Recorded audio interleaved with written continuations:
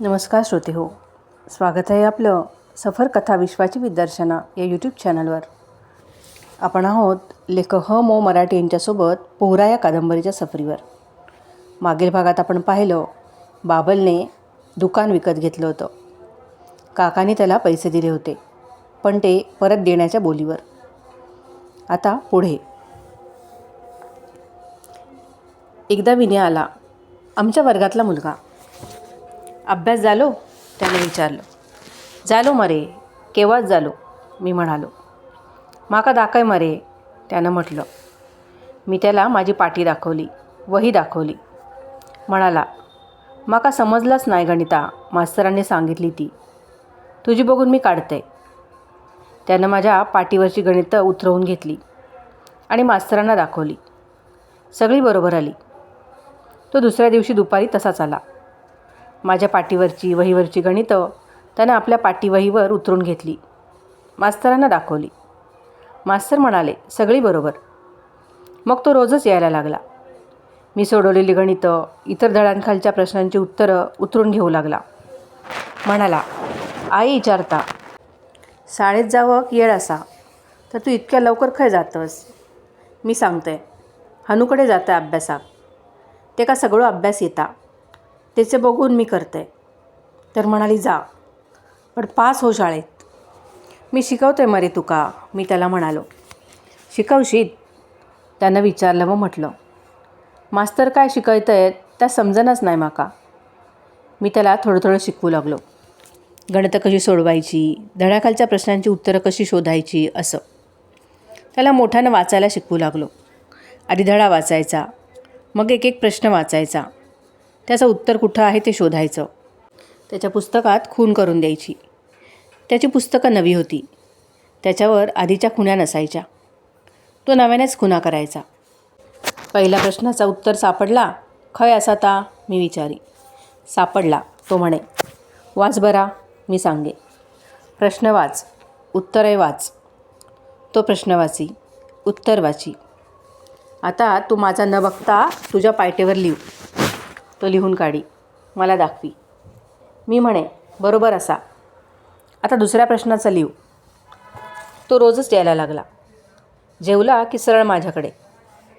काही दिवसांनी त्याच्याबरोबर आणखी एक मुलगा येऊ लागला. तोही त्याच्यासारखाच अभ्यासासाठी येई.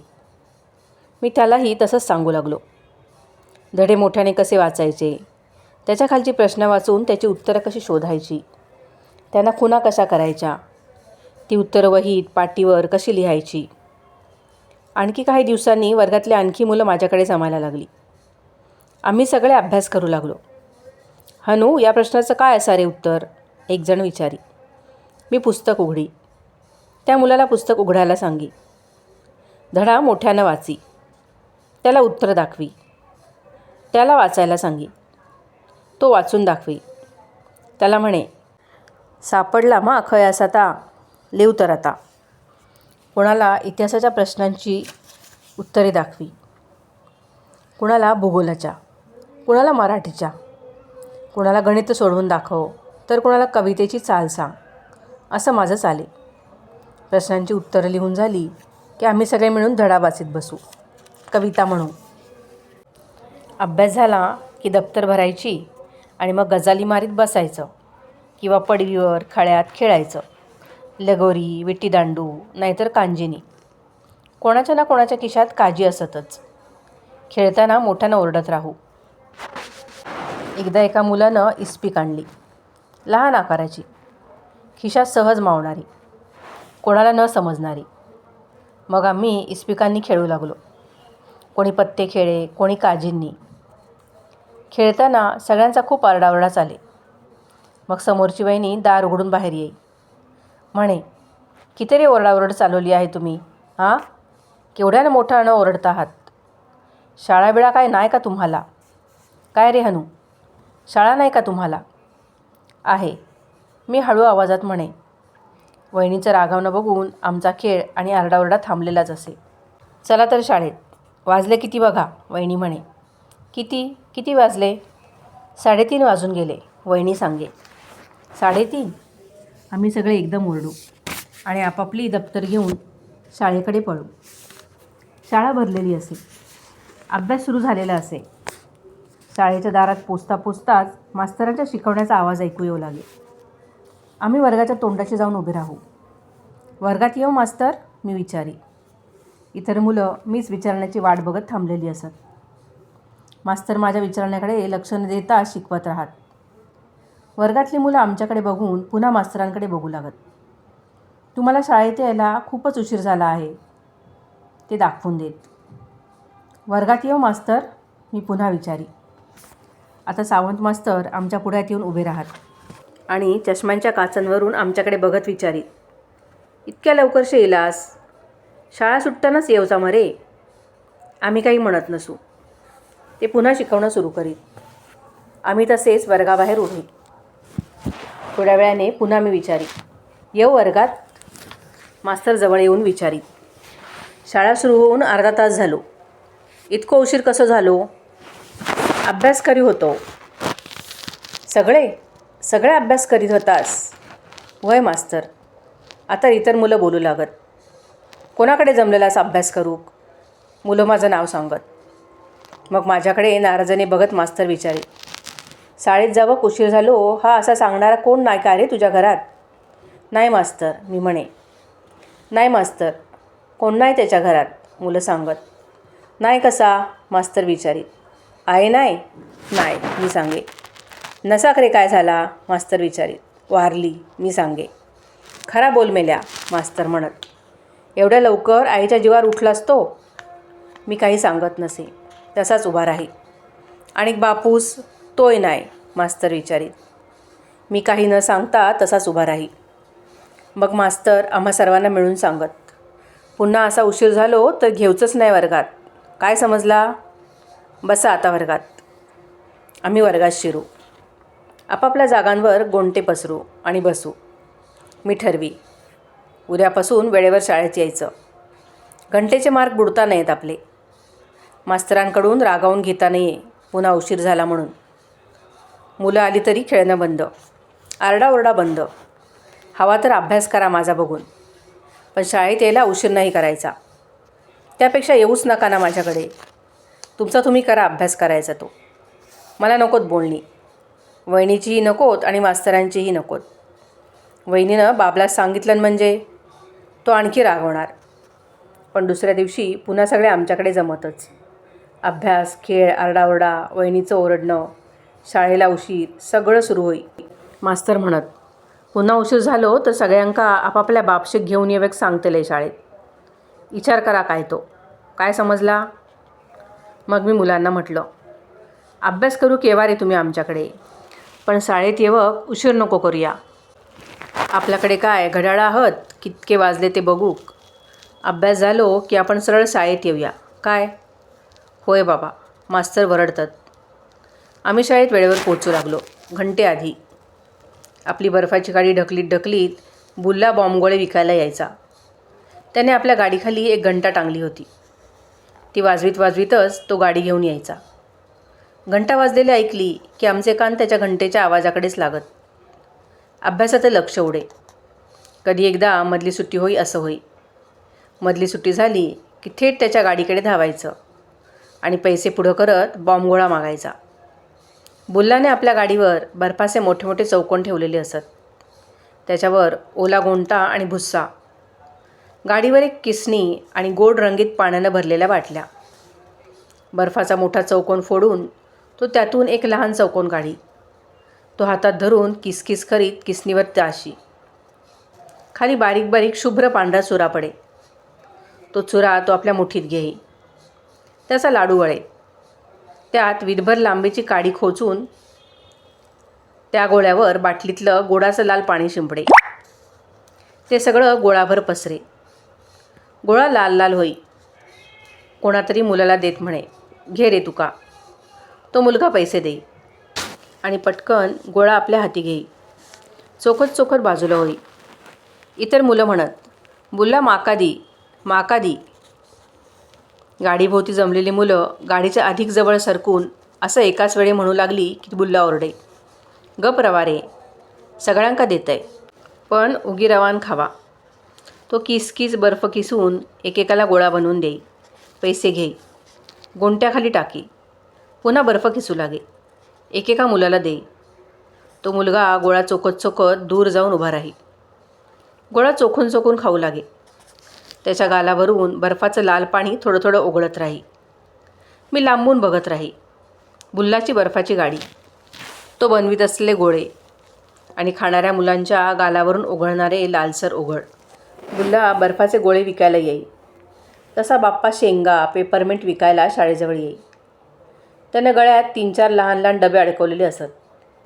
शिवाय खाकी कापडाच्या पिशव्या. डब्यात पिशव्यात त्यानं काय काय ठेवलेलं असे. पेपरमिंट, शेंगदाणे, भाजलेल्या शेंगा, उकडलेल्या शेंगा, चुरमुरे, गोळ्या, असं काय काय. उकडलेले शेंगो, भाजलेले शेंगो असं ओरडत राही. इकडे तिकडे फिरतानाही तो तसंच ओरडे. पण तो मोठ्यानं ओरडत नसे. हळू आवाजात ओरडे, सावकाश ओरडे. उकडलेलो शेंग्यो, भाजलेलो शेंग्यो. तो आला की त्याच्याभोवती मुलं जमत. 2 पैसे आणा पुढं करीत त्याला म्हणत, बाप्पा माका शेंगो दे भाजलेलो, माका उकडलेलो. दुसरा म्हणे.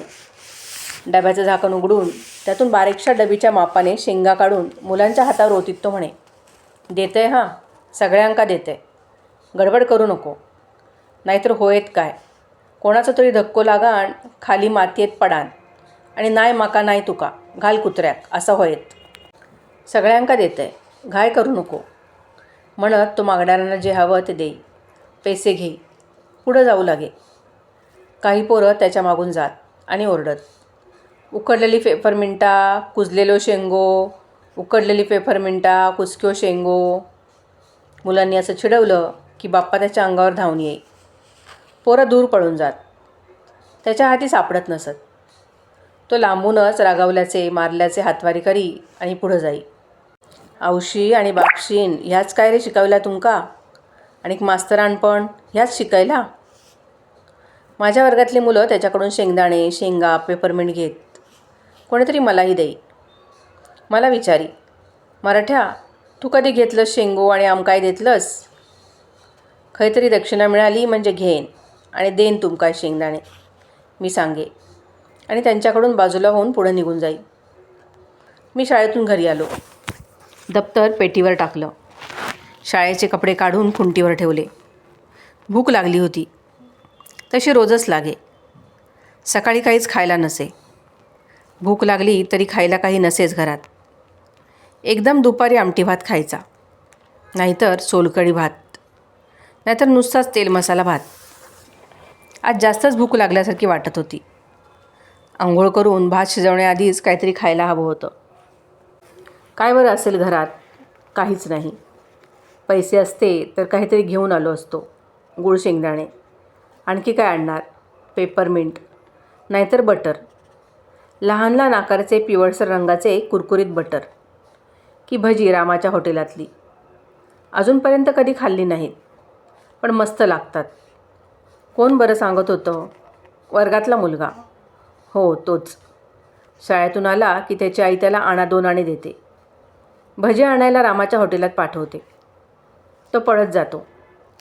सांदवडाच्या पानात गुंडाळून रामाचा मुलगा भजी देतो.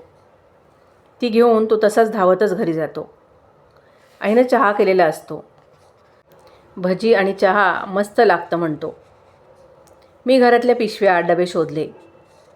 बाबांनी आता 2-4 लहान लहान पत्र्याचे डबे आणले होते. एकात गुळ ठेवलेला होता. मी डबा उघडला आणि गुळाचा एक खडा तोंडात टाकला. दाढेखाली ठेवून चघळू लागलो. चूक चूक करीत लाळ गिळू लागलो. तसं करीत थोडं इकडे तिकडे फिरलो. माझघरात आलो. समोरच्या वहिनीने हाक मारली. आलास काय रे शाळेतून अनु? आयलो, मी गुळ चगळीत म्हणालो. काहीतरी खातो आहेस वाटतं. काय मिळालं? बाकी काय असणार म्हणा तुमच्या घरात खायला, वहिनी म्हणाली. काय नाही, गुळाचा खडा, मी म्हणालो आणि पुन्हा गुळाचा रस गिळू लागलो. बाहेर ये, वहिनी म्हणाली. मी बाहेर पडवीवर आलो. विचारलं, काय? जेवायला जा, वहिनी आमच्या पडवीवर येत म्हणाली. अरे तात्याचा निरोप आला. एक भट कमी पडतो आहे म्हणून. तू जा जेवायला. सातार्डेकर म्हणून आहेत. तात्यांना त्यांनी आधी सांगितलं नव्हतं 5 ब्राह्मण वाढायचे. नंतर म्हणाले 7 वाढूचे असत, 1 कमी पडतोय. तुला पाठवायला सांगितलं नाही तात्यानं. जा अंघोळ करून घे. बाबलचा भात शिजवून ठेव. मी देईन त्याला वाटीभर आमटी. तुझा जेवायला आंघोळ झाली की. भात झाला की ये. मी सांगते कुठं जायचं ते. पण माझा अभ्यास, परीक्षा आली जवळ. येऊ दे. एका दिवसानं काय नापास होत नाहीस तू. शिवाय पैसेही मिळतील तुला पेपरमिंट खायला दक्षिणेचे. जा आटप लवकर. मी आंघोळ केली. बाबलचा भात शिजवून ठेवला आणि वहिनीकडे गेलो. अरे पैरण चड्डी घाल मरे. मी घरात येऊन शर्ट पॅन्ट घातली. शाळेत जाताना घालायचो तीच. शाळेचीच पैरण चड्डी घालून जाणार आहेस? वहिनीनं विचारलं. दुसरी नाही आहे, मी म्हणालो. बरं जा. तिथं काय तुला कोण विचारणार नाही आहे की शाळेचेच कपडे का घालून आलास? जेवायला बसणारेस तो सोवळं नेसून. मुकटा नाही आहे आमच्याकडे. सोवळ्याची लंगोटी तरी असेल ना, ती घेऊन जा. की पंचा नेतोस? तो ओला करून नेसला की झालं मरे सोवळं. नको, लंगोटीच नेतो. पंचा सुटला तर आयत्या वेळी, मी म्हणालो. म्हणजे तुला पंचा नीट नेसता येत नाही अजून? वहिनी हसत म्हणाली आणि तिने विचारलं, जानवं तरी आहे ना गळ्यात? हे काय? मी माझ्या गळ्यातलं जानवं बाहेर काढून दाखवीत म्हणालो. किती रे चिखल त्याला? वहिनी माझ्या जानव्याकडे बघत म्हणाली.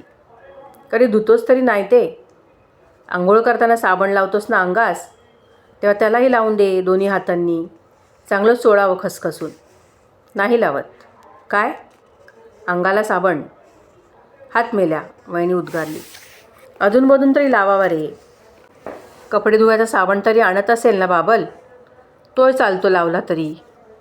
अंगाला आहे आणि जानव्याला आहे. आता जा तसाच मडक्या जानव्याने. आंघोळ व्हायची असती तर म्हणाले असते आंघोळ करताना चोळ साबण लावून म्हणून. पुन्हा करू आंघोळ? मी विचारलं व म्हटलं. तेव्हा धुवून टाकतो. अगदी लख्ख करतो चोळून चोळून. करशील? करतो. पण मग जायला उशीर होईल. होऊ देत 15 मिनटं उशीर. नाहीतरी तू गेल्या गेल्या काय जेवायला बसायचं होणार आहे? गाठगडीनं आहे रांधायला आणि 7 भट जेवायचे. शिवाय सातवर्डेकरांच्या घरची माणसं. उशीरच होणार आहे. मग करतो तर पुन्हा आंघोळ. जाणवं चोळतो. साबण आहे का कपड्याचा तरी? आहे. जा तर. मी घातलेले कपडे काढून ठेवले. कपडे धुवायच्या साबणाची जीन घेतली. विहिरीवर गेलो. विहिरीतून काढून कळशी डोकीवर ओतून घेतली. जानवं गळ्यातून काढून हातात घेतलं. त्याला साबण लावला. फेस झाला. चोळ चोळ चोळलं. धुतलं. पुन्हा गळ्यात घातलं. वहिनीकडे गेलो. धुतलं हे बघ. आता जरा बरं दिसतं, ती म्हणाली. अगदी पांढरधोप नाही झालं, पण निदान सुंबाची दोरी तरी नाही वाटत आता. ब्राह्मण म्हटला की त्याचं जानवं स्वच्छ हवं आणि मंत्र म्हणणं खणखणीत. ह्याचं म्हणणं खणखणीत होतं रे, पण व्याधीनं गाठलं आणि सगळं सोपलं. कितकी वर्षं नुसते कोपऱ्यात निजून न निजून. वहिनी पाठीत बाक आलेली शीच वळली आणि आपल्या घरात गेली. जाता जाता मला म्हणाली, पैरण चड्डी घालून ये. मी शाळेची शर्ट पॅन्ट पुन्हा घातली. खिशात सवळ्याची लंगोटी घातली आणि वहिनीकडे गेलो.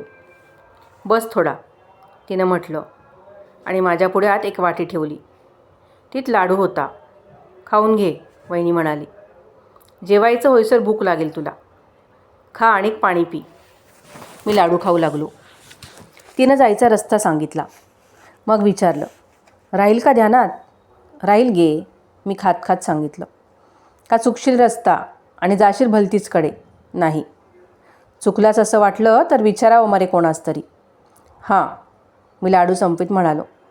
पाणी प्यालो आणि वहिनीला म्हणालो, मी जातो. बाबलचा भात करून ठेवला आहे. तू काळजी नकोस करू. मी देते त्यास आमटी. जा तू आता. मी निघालो तसं तिनं विचारलं, ज्योती नसतीलच ना? नाहीत. कशी असतील म्हणा, वहिनी म्हणाली. जा आता तसाच. पाय भाजणार आहेत मात्र तुझे. वहिनीनं सांगितलेलं घर तसं बरंच लांब होतं, पण मी शोधून काढलं. चालत चालत यायला बराच वेळ लागला. वरून तापलेलं ऊन, पायाखाली तापलेली माती, अंगातून घामाच्या धारा. मला बघताच तात्या म्हणाला, आलास? ये. टेक कुठं तरी. इतर ब्राह्मण येतीलच आता. 5ऐवजी 7 वाढूचे हत असे यजमान म्हणाले. मुंबईच असतात. गेल्या साली 5ऐवजी 3च वाढले होते. गेल्या सालचे 2 आणि सालाबादचे 5 असे झाले 7, तात्या म्हणाला. आणि त्यानं तिथेच बसलेल्या माणसाला विचारलं, असाच मग सातर्डेकरांनू? तसाच तर काय. गेल्या साली काय झाला? आपल्या पांढऱ्याधोप धोत्राचा सोगा खांद्यावर टाकत सातर्डेकर सांगू लागले. आमच्या मिलमध्ये झाला मोठा स्ट्राईक. 6 महिने स्ट्राईक चालला. स्ट्राईक म्हणजे हो काय? तात्यानं विचारलं. संप. संप म्हणजे? तात्यानं पुन्हा विचारलं. संप याने स्ट्राईक, सातर्डेकर सांगू लागले. मिल बंद, एकदम बंद. 6 महिने मिल बंद. हे कधी? दिवाळीच्या सुमाराक. त्यामुळं झाला काय तर प्रोडक्शन थांबला मग. हो. संप संपला कसा बसा? मालक म्हणाले, आता वर्कर लोकांना सुट्टीबिट्टी काय नाही. कोणी सालाबादची सुट्टी मागायची नाही. 3 पाळ्यात मिळ चालवून कपडा काढायचा. त्यामुळं झाला काय भटजींनू, मी गेल्या साली येवक नाही. माघारणीस समजला नाही. 3 भट वाढायचे का 5? असं घोटाळो बघा. मला काहीच समजलं नाही. सातर्डेकरांनी काय सांगितलं ते. त्यालाही समजलं नाही. पण तो म्हणाला, त्या झाला तर झाला. देवाक सगळा समाजता. तुमची इच्छा तर सालाबादप्रमाणे 5 भट वाढूची होती मा. तर हो, देवाचं काम ता. ते थैगय कसली. गेल्या साली चूक झाली खरी. माफ करीत देव, घाबरा नको, तात्या म्हणाला. गावले मा सातय? सातर्डेकरांनी विचारलं. गावले गावले, तात्या म्हणाला. आम्ही दोघे तर इलोच. मी आणखी हो. आणखी 5 येतील. चांगलं आहे ते का? येतील आता. आता रांधापच काय वेळ लागायचा तो लागता. काकींचा जरा सावकाश सावकाशच चालला हा असा दिसता नाही. सातर्डेकरांनी गाडगीळ काकीकडे बघत म्हटलं. तेवढ्याच जोराचा वारा आला. घराभोवती सगळी वाळूवळू होती ती वाऱ्याबरोबर सगळीकडे उडाली. माडांची चुडतं जोरात हल्ली. त्यांचा आवाज झाला. ओसरीवरच चूल पेटवून सवळं नेसून गाडगीळ काकी रांधत होती. वारा तिच्या चुलीतही घुसला. पेटणारी ज्वाळा वाऱ्याबरोबर वाकडी होत थरथरली आणि विझली. धूर झाला. कसा होतला लवकर ता माका सांगा मग हो, गाडगीळ काकी म्हणाली आणि विस्त फुंकरू लागली. वारो हो असो. इलो की सगळी वाळू उळयता, चुलीत घुसता, इस्त विझयता. फुफू करता करता ती बोलू लागली. होईल होईल. गाडगीळ काकीचा थोडासा चिडीचा स्वर ऐकताच तात्या म्हणाला. मग मला म्हणाला, दे रे हानू जरा फुंकर मारून. काकी खोकायला लागली धूर नाका तोंडात जाऊन. दे फुंकणी. मी पुढे झालो आणि म्हणालो. फुंकणी घेतली आणि लाकडं थोडी पुढं सारून रखा झटकून फू फू फू करून 4 फुंकरा मारल्या. विस्तव पुन्हा पेटला. हानूसारखा एखादा पोरगा हाताशी असला की कामं सांगता येतं, गाडगीळ काकी सांगू लागली. पण हाली ब्राह्मणाचे पोरगे आहेत कुठं भटपणाच्या कामात. जो उठतो तो शाळा शिकतो. शिकला की धरलीच मुंबईची वाट. नोकरीच्या मागं सगळे. भटपणास कोण आहे? तेवढ्यात पुन्हा वारा आला. विस्तव विजला. मी फू फू करून पेटवून दिला. रांडेचा वारा सुटतो आहे की काय? पावसाच तरी महिना आहे अजून. विस्तव विजून जात आहे रे तात्या सगळा. वेळ लागणार हो रांधप व्हायला. मी आधीच सांगून ठेवते, काकी म्हणाली. लागान दे लागान दे, सातर्डेकर म्हणाले. आमका तरी खय घाई हा. हो दे सावकाश. देवाचा काम असा. तेतूर घाय काय कामाची. वर्षातून एकदा तर भट वाढूचे असतात. सावकाश होऊ दे. 1 वाजेपर्यंत तरी होईल ना सगळं काकी? आता 12 वाजले म्हणून विचारतो, तात्या म्हणाला. कसं ते? काकी उभी होत कमरेवर हात ठेवून तात्याला म्हणाली. 15 माणसाचा स्वयंपाक रांधायचा आहे म्हटलं. तुम्ही 7 भट जेवणारे, मी 8वी, सवाशीण. यजमान घरची 7-8 माणसं लहान थोर धरून. झाली 15-16 माणसं. इतक्या माणसाचा स्वयंपाक काय चुटकीसरशी होतो? पदार्थ तरी काय कमी का आहेत? वरण आहे, भात आहे, 2 भाज्या, 1 फणसाची, 1 शेंगलाच्या शेंगांची, वडे, सोजी, सोलकढी. झाले ना 7 पदार्थ तात्या? बरं, यजमानांना सगळे पदार्थ करून हवेत. सोजी पण आणि वडे पण. नाहीतर काय असतं, वडे तरी नाहीतर सोजी तरी. पण सातर्डेकर म्हणाले, काकी वडे करा आणि सोजीही करा. तू काय वडे करायचे आणि सोजी करायचे असं म्हणाला नव्हतास. पण मी कबूल केलं. म्हणलं, यजमानाची इच्छा कशास मोडा. एवढे मुंबईकर चाकरमानी. त्यास म्हणावं, दक्षिणा तेवढी समजून द्या म्हणजे झालं. देऊया काकी, देऊया, सातर्डेकर म्हणाले. पाणी तरी का जवळ आहे? गाडगीळ काकी सांगत राहिली.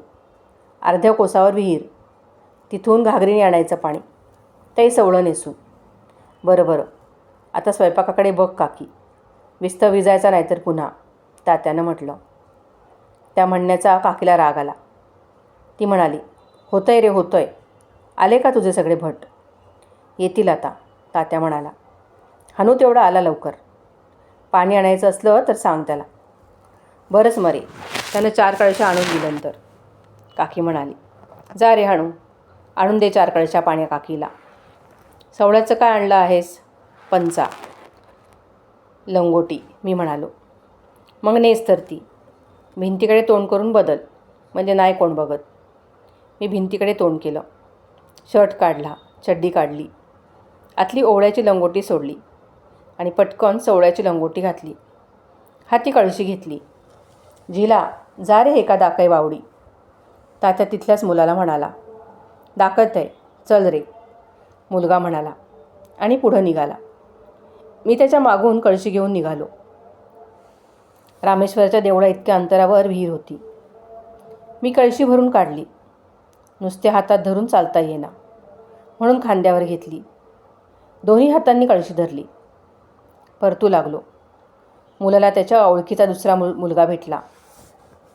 तोही मागून येऊ लागला. चालता चालता त्याने एकदम पाठीमागून माझी लंगोटी सोडली. रे काय करतस? मी एकदम काही न समजून ओरडलो. मागं फिरलो. तो धावत लांब गेला.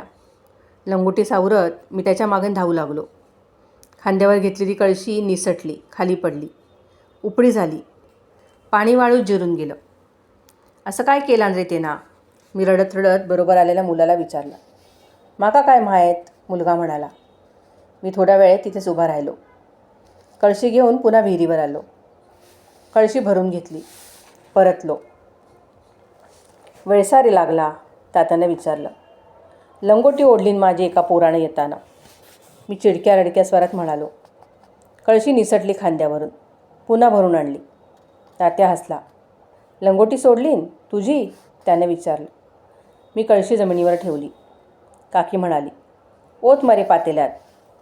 4-5 कळशा पाणी देणार ना तू आणून? मी तात्याकडे बघितलं. जा जा, पुन्हा नाही करायचा कोण तसं, तात्या म्हणाला व बरोबरच्या मुलाला म्हणाला. तू सांग रे तसा करू नको म्हणाल, जा. मी पुन्हा कळशी घेऊन पाणी आणायला गेलो. भरून घेऊन आलो. तात्यानं विचारलं. आता नाही ना कोणी लंगोटी सोडली? नाही, मी म्हणालो. आता एक एक ब्राह्मण जमू लागला. गजा आला, रघ्या आला, दिनकर आला, अण्णा, बाबू हेही आले. सगळेच पंचे नेसलेले. एखाद्याच्याच अंगावर पैरण, डोकीवर मळकट पांढरी टोपी. इतरांच्या खांद्यावर जुनाट मळका पंचा, खांद्याला पिशवी. 1-2घांच्याच पायात जुती. इतर अनवाणीच आलेले तापलेल्या वाळूतून. उशीर झाला काय रे तात्या आम्हाला पोचायला? अण्णानं विचारलं. नाही रे, उशीर कशान, अजून काकीचं रांधप व्हायचं आहे, तात्या म्हणाला. काकी आहे का रांधायला? मग रे उशीर कसला? आणखीन तासानं आलो असतो तरी चाललं असतं मरे. 3 वाजणार आज जेवायला, बाबू म्हणाला. 3 रे कशान? 4 वाजते, थांबा, काकी म्हणाली आणि सोजी ढवळू लागली. तसं नाही रे, तात्या म्हणाला. होत आलाच आहे स्वयंपाक. होय ना काकी? भटांना सांगू का बावडीवरून पाय धुवून सोवळ्याचे पंचे नेसून यायला? येऊ देत बापडे, माझं होत आलंच आहे. फणसाची भाजी उतरली की शेगल्याच्या शेंगाची टाकणार फोडणीला. ती व्हायला रे कितकासा वेळ. येऊ देत तुझ्या भटांना पाय धुवून सोवळ्याचे पंचे नेसून, काकी म्हणाली. जा रे, हे काय बावडी दाखव, त्यानं पुन्हा त्या मुलाला सांगितलं. मुलगा बावडीच्या वाटेने निघाला.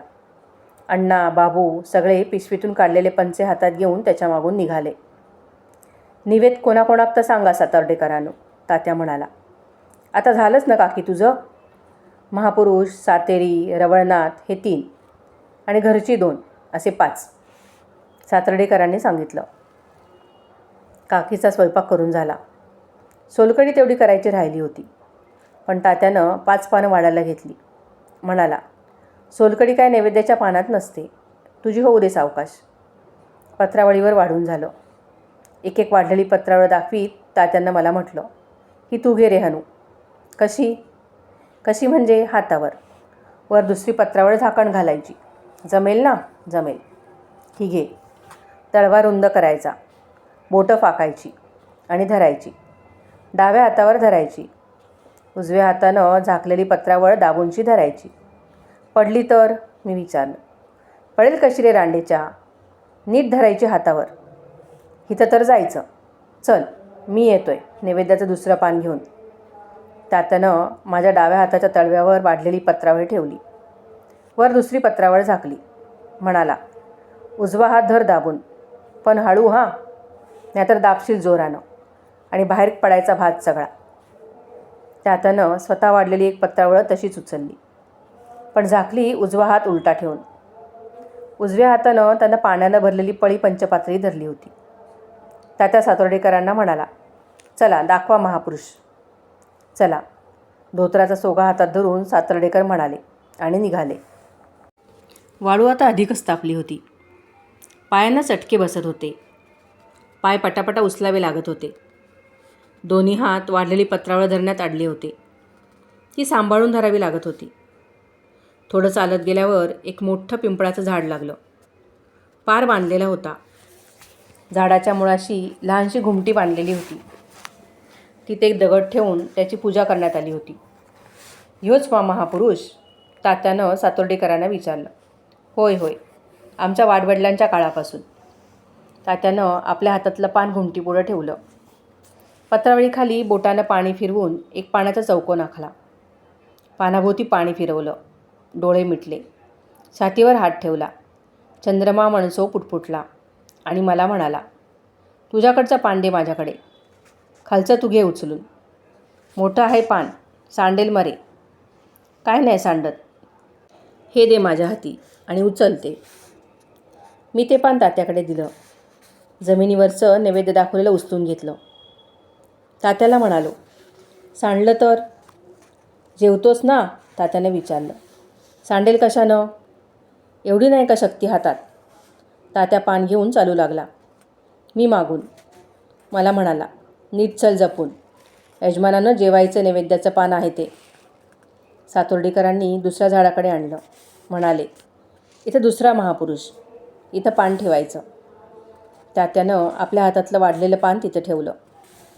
पाणी फिरवून डोळे मिटून नैवेद्य दाखवला. तात्या, मी म्हणालो. काय? पान उचलून घेत तात्याने विचारलं. हे तू घे. अरे दोन्ही पानं सारखीच आहेत मरे. धर तेच, नीट धर. काय नाही दमायला होत. लहान नाही तू आता. पुन्हा आम्ही तापलेल्या वाळूतून अनवाणी पायांनी चालत यजमानांच्या घरी आलो. काय तापली आहे रे वाळू? पडवीवर पान ठेवता ठेवता तात्या म्हणाला. इतर ब्राह्मणी विहिरीवर पाय धुवून आले होते. बरोबर जाताना त्यांनी सुके पंचे नेले होते. ते पाण्यात भिजून ओले करून ते नेसले होते. ओला पंचा हे सोवळं. खांद्यावरही तसेच ओले पंचे घडी करून घेतलेले. परतताना त्यांच्याही अनवाणी पायांना तापलेली वाळू चिकटून बसली होती. श्रोते हो, आजच्या भागात इथेच थांबूयात. आता पुढे कशा पंक्ती बसतात ते ऐकण्यासाठी भेटूयात पुढील भागात. तोपर्यंत धन्यवाद.